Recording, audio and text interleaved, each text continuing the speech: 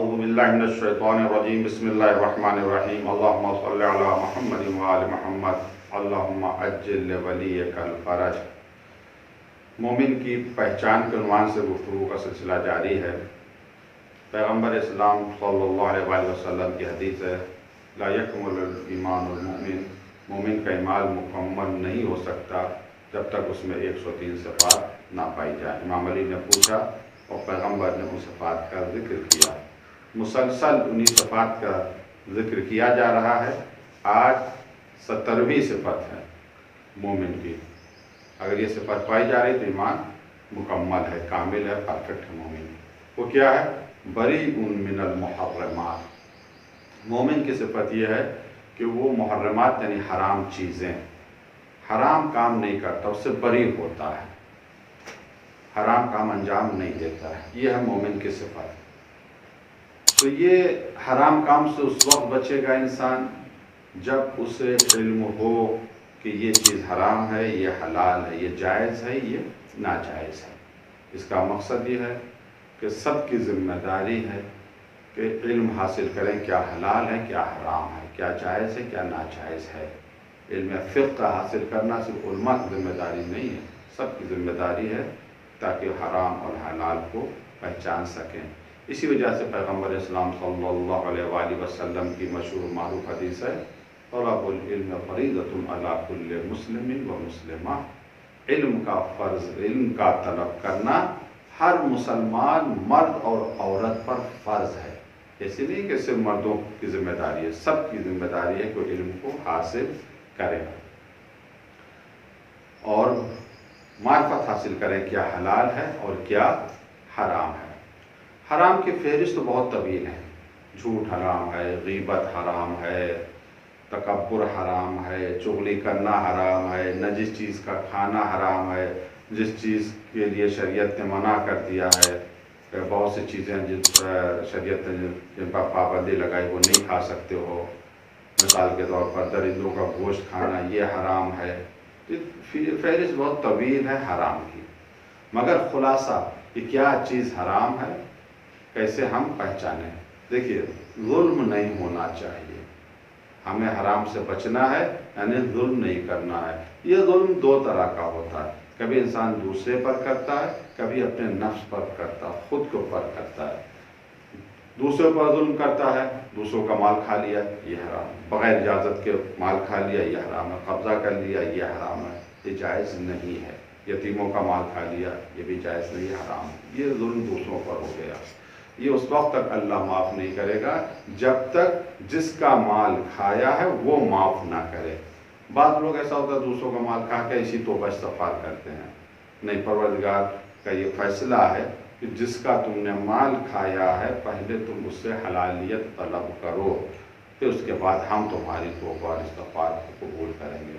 تو ایک یہ ظلم ہے جو دوسروں کے اوپر، دوسرا ظلم جو انسان خود اپنے نفس پر کرتا ہے۔ مثلا نجس چیز اس نے کھا لی، نعوذ باللہ من ذالک، شراب حرام ہے پینا، کسی نے شراب کو پی لیا، اس نے کسی دوسرے کے اوپر ظلم نہیں کیا، اپنے اوپر ظلم کیا۔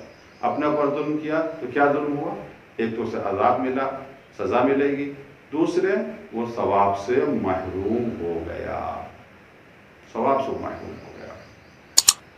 تو حرام کام سے بچنا چاہیے، حرام کام سے اجتناب کرنا چاہیے، حرام کام کو انجام نہیں دینا چاہیے۔ حرام کام انسان کس طریقے سے کرتا ہے، شکل و صورت کیا ہے، اس کی تقریباً ایک فہرست ہے۔ 4 مرحلے کہیں یا 4 درجات کہیں یا 4 وسائل اور ذریعے کہیں جن کے ذریعے انسان فعل حرام کو انجام دیتا ہے۔ سب سے پہلے انسان عمل کے ذریعے حرام کام کرے، ہاتھ کے ذریعے، پیروں کے ذریعے، ہاتھ کے ذریعے کسی کو مار دے یا چھین لے، چھین کو کوئی چیز کھا لے، غصبی چیز کھا لے، پیر کے ذریعے سے، یہ بھی جائز نہیں۔ دوسرا حرام کام انسان قول کے ذریعے کرتا ہے، جھوٹ بول دیا، غیبت کر دی وغیرہ وغیرہ، یہ بھی حرام ہے۔ تیسرا، یہ 2 کی طرف تو لوگ متوجہ ہو جاتے ہیں، تیسرے کی طرف متوجہ نہیں ہوتے۔ وہ کیا ہے؟ کوئی حرام کام کر رہا ہے، خود نہیں کر رہا انسان، کوئی دوسرا حرام کام کر رہا ہے، اور یہ اس کی تائید کر رہا ہے، اس کو سپورٹ کر رہا ہے، یہ بھی حرام ہے، اس سے بھی بچنا چاہیے۔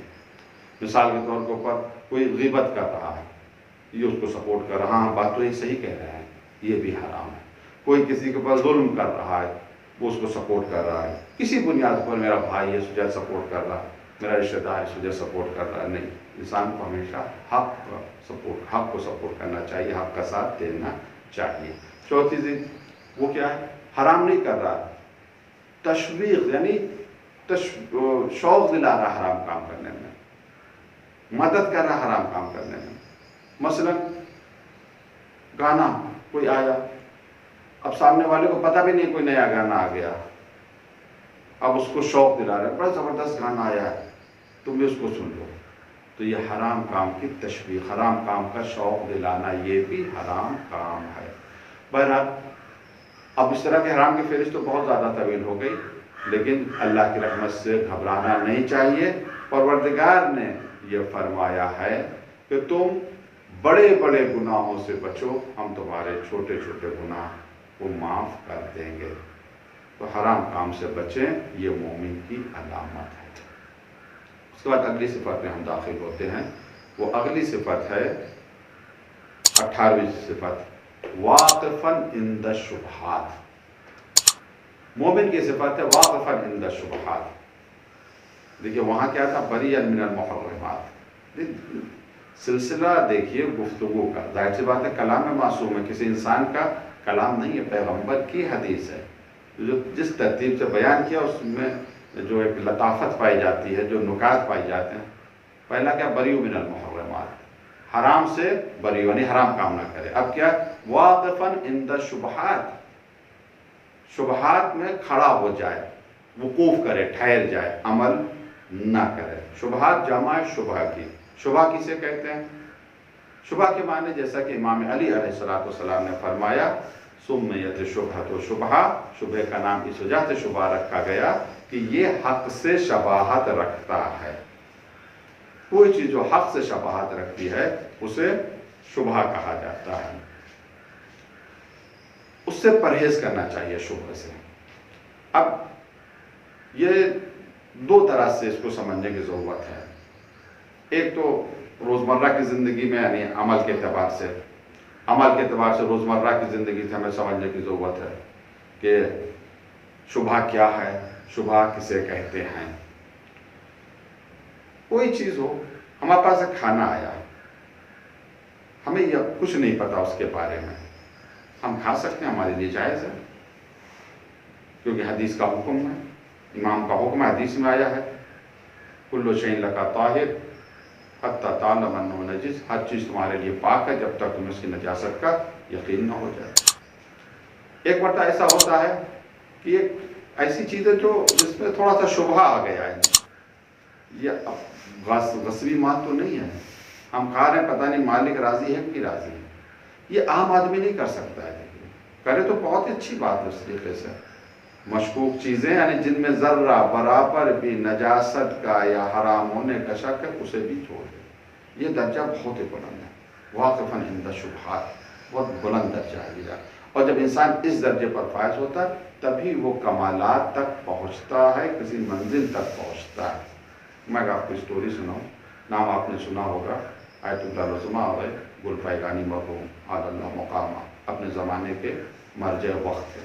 ایسے کوئی مرجع نہیں بنتا، دیکھیے کیا اس کی فکر ہوتی ہے وہ دیکھیں۔ جب آپ جاتے تھے اسکول پڑھنے کے لیے، پہلی دوسری تیسری کلاس میں، چوتھی کلاس میں جب مدرسے جاتے تھے پڑھنے کے لیے، تو ماں عموماً ٹفن تیار کر کے بھیجتی ہیں، تو ان کی والدہ بھی ان کا ٹفن تیار کر کے بھیجتی تھی۔ انٹرول میں سب بچے بیٹھ جاتے تھے کھانا کھانے کے لیے، بھی بیٹھ جاتے تھے، یہ اپنا کھانا دوسرے بچوں کو دے دیتے تھے، تم کھا لو، تم کھا لو۔ لیکن جب دوسرا بچہ اپنا کھانا ان کو دیتا تھا تو نہیں کھاتے تھے۔ لیکن کسی نے پوچھا کہ کیا بات ہے، آپ اپنا تو دے دیتے ہیں ہم لوگوں کو کبھی، لیکن ہمارا نہیں کھاتے، چکھتے بھی نہیں ہیں۔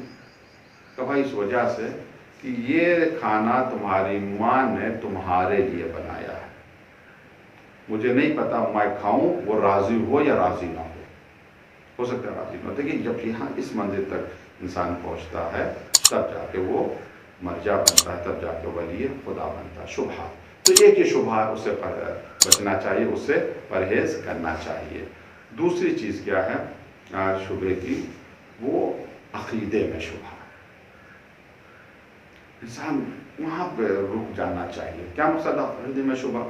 دیکھیے قرآن مجید کی آیت ہے، مشہور و معروف آیت ہے، اللہ وهو الذی انزل علیک الکتاب منہ آیات محکمات ہن ام الکتاب واخر متشابہات. اللہ وہ ہے جس نے آپ پر کتاب نازل کی، ان میں یعنی کتاب یعنی قرآن مجید، ان میں کی کچھ آیتیں محکم ہیں. محکم سے مراد، محکم کیسے معنی مضبوط کے، لیکن مراد محکم سے کیا؟ ایسی آیتیں ہیں جو واضح ہیں، کلیئر ہیں، جس کو عربی آتی ہے ان آیتوں کو پڑھے گا تو معنی اس کی سمجھ میں آ جائیں گے. ہن ام الکتاب، یہ اصل کتاب. وَأُخَرُ مُتَشَابِهَاتٌ، کچھ آیتیں ایسی جو متشابہ ہیں یعنی ملتی جلتی ہیں. ان کے بارے میں قرآن کیا کہتا ہے؟ فَأَمَّا الَّذِينَ فِي قُلُوبِهِمْ زَيْغٌ فَيَتَّبِعُونَ مَا تَشَابَهَ مِنْهُ ابْتِغَاءَ الْفِتْنَةِ وَابْتِغَاءَ تَأْوِيلِهِ. جن کے دل ٹیڑھے ہیں، جن کا ایمان صحیح نہیں ہے، جن کے دل ٹیڑھے ہیں، وہ ان آیتوں کے پیچھے لگ جاتے ہیں جو متشابہ ہیں، جن کے معنی کلیئر نہیں، جن کے معنی واضح نہیں ہے. ان کے پیچھے کیوں؟ فتنہ پیدا کرنے کے لیے، سماج میں فتنہ، من مانی تعویل کرنے کے لیے، اپنی طرف سے معنی پیش کرنے کے لیے. وَمَا يَعْلَمُ تَعْوِيلَهُ إِلَّا اللَّهُ وَرَاسِخُونَ فِي الْعِلْمِ. اس کی تعویل کا علم صرف اللہ کو ہے یا راسخون فی العلم کو ہے، اس کے علاوہ کسی کو نہیں ہے تعویل کا. اب یہاں پر دیکھیں، یہ تو آیت متشابہ ہے، اس کے معنی نہیں پتا، کسی کو نہیں پتا. پہلا سوال ہوتا ہے کہ آیت متشابہ اللہ نے کیوں رکھی؟ ظاہر بات انسان ایک آیت پڑھے گا، اس کے معنی کلیئر نہیں ہوں گے، واضح نہیں ہوں گے، تو پوچھے گا اس کے معنی کیا ہیں. مثلا مثال کے طور پر آیت متشابہ، ید اللہ فوق ایدیہم، اللہ کا ہاتھ لوگوں کے ہاتھ کے اوپر ہے. کل من علیہا فان ویبقی وجہ ربک ذو الجلال والاکرام، ہر شے فنا ہو جائے گی مگر تمہارے اللہ کا چہرہ باقی رہے گا. وجہ یعنی چہرہ. تو اب یہاں تک کہ اللہ کا چہرہ جیسے ہمارا چہرہ، اللہ کا ہاتھ جیسے ہمارا ہاتھ، یہ آیت متشابہ ہے. اب اس کے معنی، آیت کے معنی اللہ کا ہاتھ نہیں ہے، قدرت کے، طاقت کے. چہرہ یعنی معرفت کا ذریعہ. تو یہ اللہ صاف صاف کلیئر کیوں نہیں کہہ دیا؟ آیت متشابہ کیوں آئی قرآن مجید میں؟ بہت سے اس کی وجوہات ہیں، میں ایک ہی طرف اشارہ کرنا چاہتا ہوں. اگر قرآن مجید میں آیت متشابہ نہ ہوتی تو لوگ مفسر کی طرف نہ جاتے. مفسر کون ہے؟ وہ جو راسخون فی العلم ہیں، جو علم میں ڈوبے ہوئے. یعنی اس کا مقصد ہے یعنی جب کوئی چیز ہماری سمجھ میں نہیں آتی ہے، کتاب ہم پڑھ رہے ہیں، وہ کتاب میں کچھ باتیں ہماری سمجھ میں نہیں آئیں تو ظاہر سی بات ہم کسی معلم، کسی ٹیچر، کسی استاد کے پاس جائیں گے، بھیا بتا دو اس میں کیا لکھا ہوا ہے. اسی طرح تو قرآن مجید جب پڑھیں گے، کچھ آیتیں سمجھ میں آ جائیں گے، کچھ آیتیں سمجھ میں نہیں آئیں گے. جو آیتیں سمجھ میں نہیں آئیں گے تو ہم معلم تلاش کریں گے، ٹیچر تلاش کریں گے. وہ معلم کون ہے، وہ ٹیچر کون ہے جو ان آیتوں کو سمجھاتے ہیں. تو قرآن ہمیں اہل بیت کے در تک پہنچائے گا، اماموں کے پاس پہنچائے گا، وہ بتائیں گے کہ ان آیتوں کے یہ معنی ہیں. تو آیت متشابہ، تو جس طرح سے آیت متشابہات ہیں اسی طرح سے حدیثوں میں کچھ حدیثیں متشابہ ہیں، یعنی ان کے معنی کلیئر اور واضح نہیں ہے. اب کچھ لوگ آیتوں کے پیچھے لگ جاتے ہیں، کچھ حدیثیں پڑھ لیتے ہیں، اس حدیثوں کی منمانی تعویل کرنے لگتے ہیں. اس حدیث کے معنی تو یہ ہیں، تو اس کا مقصد ہے کہ ہمارا عقیدہ یہ ہونا چاہیے. پھر یہ عوام کے عقیدوں سے کھلواڑ کرنے لگتے ہیں. یاد رکھنا چاہیے اگر کوئی آیت ہماری سمجھ میں نہ آئے، اگر کوئی حدیث ایسی ہے جو متشابہ ہے، جس کے معنی واضح و کلیئر نہیں ہے، تو اپنی طرف سے حدیث کی تعویل نہیں کرنا چاہیے، اپنی طرف سے قرآن کی تعویل نہیں کرنا چاہیے. بلکہ کیا کرنا چاہیے؟ خاموش ہونا چاہیے، وقوف، ٹھہر جانا چاہیے.